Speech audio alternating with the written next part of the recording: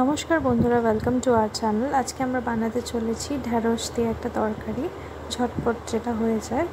তো প্রথমেই আমরা কড়াইয়ে সর্ষের তেল নিয়ে নিয়েছি আর কালো জিরে ফোড়ন দিয়ে নিয়েছি।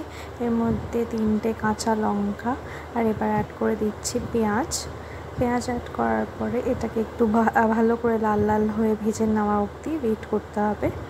এরপরে আমরা অ্যাড করে দেবো ঢ্যাঁড়সগুলোকে অ্যাড করে ভালো করে একটু মিশিয়ে নিতে হবে। পেঁয়াজ আর কালো জিরে ফোড়ন যেটা দিয়েছি সেটার সাথে মিশিয়ে নেওয়ার পরে এবার অ্যাড করে দেবো স্বাদ মতো নুন আর হলুদ গুঁড়ো। এবার এইগুলো অ্যাড করে দেওয়ার পরে ভালো করে সব কিছু মিশিয়ে নিতে হবে। একবার মিশিয়ে নেওয়ার পরে এটাকে 5 থেকে 7 মিনিট মতন ঢেকে একটু রান্না করতে হবে। যখন একটু ভাজা ভাজা হয়ে যাবে জিনিসটা, তখন একটু তুলে একবার নাড়িয়ে চাড়িয়ে এর মধ্যে অ্যাড করে দেবো একটা গোটা টমেটোটা অ্যাড করে দেওয়ার পরে এটার মধ্যে অ্যাড করে দেবো জিরে গুঁড়ো অ্যাড করার পরে এটাকে ভালো করে নাড়িয়ে চাড়িয়ে মিক্স করে নেবো একসঙ্গে। মিক্স করে নেওয়ার পরে এটার মধ্যে একটা বড় কাপের সমান জল অ্যাড করে দেবো।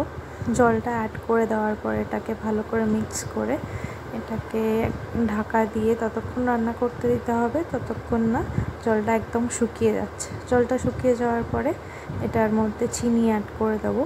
চিনিটা আপনারা অ্যাড করতেও পারেন, নাও করতে পারেন, অপশনাল এটা।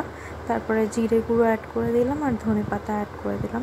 এগুলো অ্যাড করার পরে ভালো করে এটাকে মিক্স করে দিচ্ছি।